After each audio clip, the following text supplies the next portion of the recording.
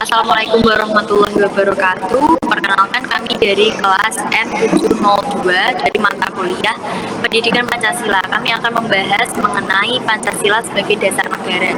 Sebelumnya, perkenalkan anggota kelompok kami, yaitu terdiri dari yang pertama ada Aziza Nazwa Alfiah dengan NIM A152021 01998. Lalu ada Latifah Munanafiah dengan NIM A152021 02002, dan ada saya sendiri Clarissa Safair Madel dengan NIM A152021 02014. Lalu ada Talita Astiana Dianing Tias dengan NIM A152021 02003, dan terakhir ada Alia Reza Salsabila dengan NIM A152021 02042. Kemudian kami akan membahas materinya. Yang pertama akan dibacakan oleh Asisten Nazwa. Tertuang dalam Memorandum DPR GR 9 Juni 1966 yang menandaskan Pancasila sebagai pandangan hidup bangsa yang telah dimurnikan dan didapatkan oleh PPKI atas nama rakyat Indonesia menjadi dasar negara Republik Indonesia. Makna Pancasila sebagai dasar negara sendiri untuk menata negara yang merdeka dan berdaulat, mengatur penyelenggaraan aparatur negara yang bersih dan berwibawa untuk mencapai tujuan nasional, dan yang terakhir ada arah dan petunjuk aktivitas kehidupan bangsa Indonesia dalam kesehariannya. Selanjutnya ada Pancasila menurut ketetapan MPR nomor 3 MPR 2000 merupakan sumber hukum dasar nasional. Pada tanggal 29 Mei 1945, Mr. Muhammad Yamin mengemukakan pemikirannya tentang dasar negara yang terdiri dari 1. Pri kebangsaan, 2. Pri kemanusiaan, 3. Pri ketuhanan, 4. Pri kerakyatan, dan yang terakhir ada kesejahteraan rakyat. Dalam rancangan Undang-Undang Dasar itu tercantum pula rumusan 5 asas dasar negara. Yang pertama ada ketuhanan yang Maha Esa, 2. kemanusiaan yang adil dan beradab, 3. peraturan Indonesia, 4. kerakyatan yang dipimpin oleh hikmat kebijaksanaan dalam permusyawaratan perwakilan, dan yang terakhir nomor 5. keadilan sosial bagi seluruh rakyat Indonesia. Selanjutnya akan dijelaskan oleh rekan saya Alia, silahkan. Oke, selanjutnya yaitu pada tanggal 31 Mei 1945, Profesor Dr. Mr. Supomo tampil berpidato di hadapan sidang PPUPKI. Beliau menyampaikan gagasannya mengenai 5 dasar negara Indonesia merdeka yang terdiri dari 1. ada persatuan, 2. kekeluargaan, 3. keseimbangan lahir batin, 4. musyawarah, 5. keadilan rakyat. Selanjutnya ada pada tanggal 1 Juni 1945 oleh Insinyur Soekarno secara lisan usulan 5 asas sebagai dasar negara Indonesia yang akan dibentuk terdiri dari 1. nasionalisme atau kebangsaan Indonesia, 2. internasionalisme atau perikemanusiaan, 3. mufakat atau demokrasi, 4. kesejahteraan sosial, dan kelima ada kebutuhan yang berkebudayaan. Selanjutnya, Pancasila sebagai dasar negara. Pancasila sebagai dasar negara dirumuskan dari nilai-nilai kehidupan masyarakat Indonesia yang berasal dari pandangan hidup bangsa yang merupakan kepribadian bangsa, perjanjian luhur, serta tujuan yang hendak diwujudkan. Karena itu, Pancasila dijadikan ideologi negara.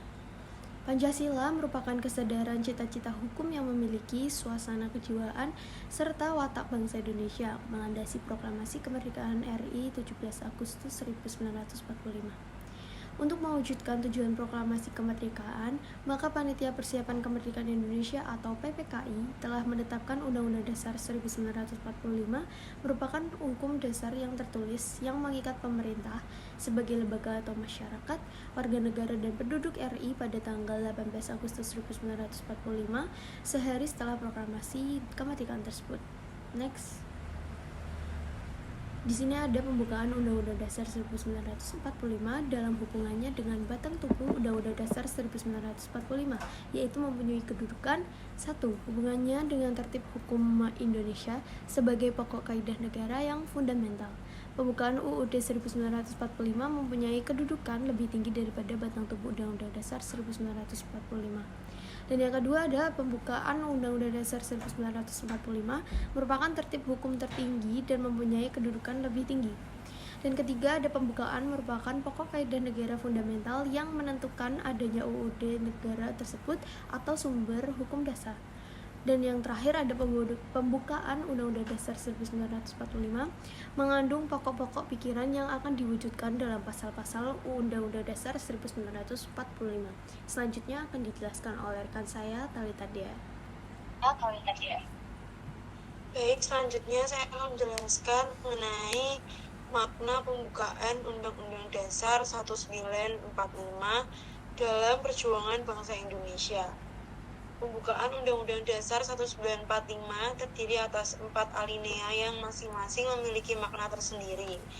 Makna dari pembukaan Undang-Undang Dasar 1945 penting dalam perjuangan bangsa Indonesia karena maknanya mencakup pengakuan akan Tuhan, pentingnya kemanusiaan yang adil dan beradab, persatuan Indonesia, serta pemerintahan yang berbasis pada kebijaksanaan dan partisipasi rakyat.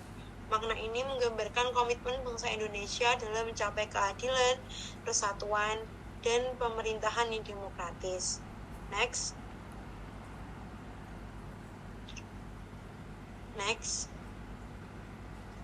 Selanjutnya adalah makna-makna yang terkandung dalam Pancasila. Pancasila terdiri dari 5 sila, di mana pada sila pertama yaitu ketuhanan yang Maha Esa menunjukkan bahwa bangsa Indonesia mengakui adanya Tuhan sebagai landasan moral dan spiritual dalam kehidupan bermasyarakat, berbangsa, dan bernegara. Makna ini juga menegaskan pentingnya agama dalam kehidupan individu dan sebagai perekat dalam kehidupan bersama sebagai bangsa. Lalu yang kedua ada sila kemanusiaan yang adil dan beradab, di mana konsep kemanusiaan yang adil dan beradab menekankan perlunya memperlakukan semua manusia dengan adil dan menghormati hak asasi manusia. Makna ini menunjukkan komitmen bangsa Indonesia untuk mencapai keadilan sosial dan memajukan peradaban yang bermanfaat. Lalu yang ketiga ada persatuan Indonesia. Makna ini menunjukkan pentingnya persatuan dan kesatuan bangsa Indonesia dalam menghadapi tantangan dan membangun masa depan yang lebih baik. Persatuan Indonesia mencakup semangat gotong royong, toleransi, dan menghargai keragaman untuk mencapai tujuan bersama. Keempat, ada kerakyatan yang dipimpin oleh hikmat kebijaksanaan dalam permusyawaratan perwakilan. Makna ini menekankan pentingnya pemerintahan yang berlandaskan pada kebijaksanaan dan melibatkan partisipasi aktif rakyat, di mana hal ini menggambarkan bahwa keputusan yang diambil harus melalui musyawarah dan demokratis yang berbasis pada kebijaksanaan dan perwakilan rakyat. Lalu, sila yang terakhir adalah sila yang kelima, di mana sila ini memprioritaskan keadilan dan bersikap baik kepada orang lain, serta menegaskan untuk memahami hak dan kewajiban sesama manusia dan menentang kekerasan. Selanjutnya akan dijelaskan oleh teman saya, Latifah Muna.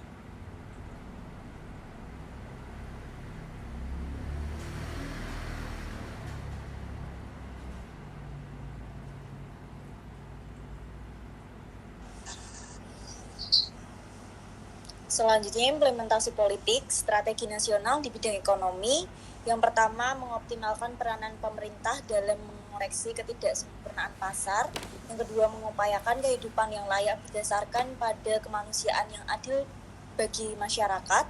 Dan yang terakhir, mengembangkan perekonomian yang berorientasi global sesuai kemajuan teknologi dengan membangun keunggulan di setiap daerah. Next.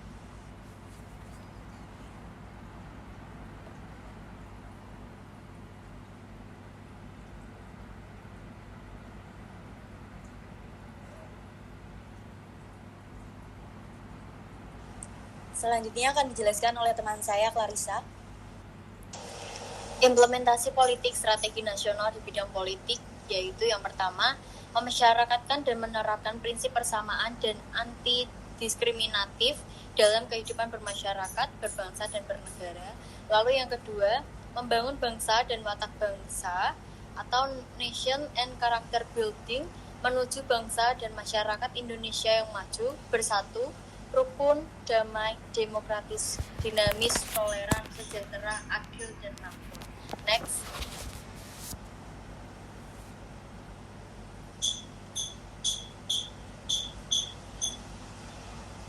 Batang tubuh Undang-Undang Dasar 1945. Untuk yang pertama ada pengertian batang tubuh Undang-Undang Dasar Undang-Undang 1945 merujuk pada teks konstitusi atau konstitusi tertulis Indonesia yang disusun dalam bentuk yang terstruktur dan komprehensif. Istilah batang tubuh mengacu pada inti atau naskah utama dari Undang-Undang Dasar Negara Republik Indonesia tahun 1945. Lalu isi, yang pertama sistem pemerintahan, lalu yang kedua hubungan diplomatik dengan negara lain, dan yang ketiga hubungan negara dengan warga negara dan penduduk Indonesia. Lalu yang ketiga sifat, satu fleksibel, elastis, dan supel, yang kedua rigid atau tidak kaku, dan yang ketiga luwes atau gemulai. Next. Sekian presentasi dari kami, kurang lebihnya kami mohon maaf. Terima kasih. Wassalamualaikum warahmatullahi wabarakatuh. Selamat siang.